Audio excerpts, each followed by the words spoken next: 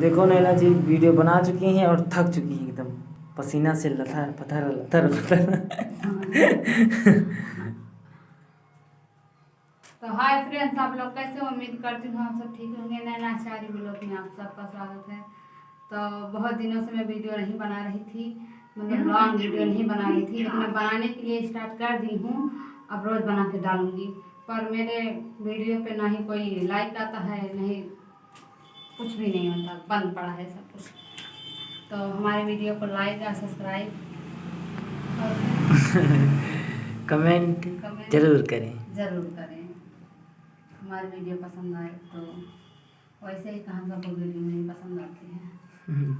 तो हम बहुत मेहनत कर चुके हैं, ये पसीना पसीना, यहाँ पे लाइट वाइट नहीं है, पंखा उंखा नहीं है, ऐसे ही बना रहे हैं हम लोग। बस बस मालती चौहान बस। जरूरात यार, एक मिनट।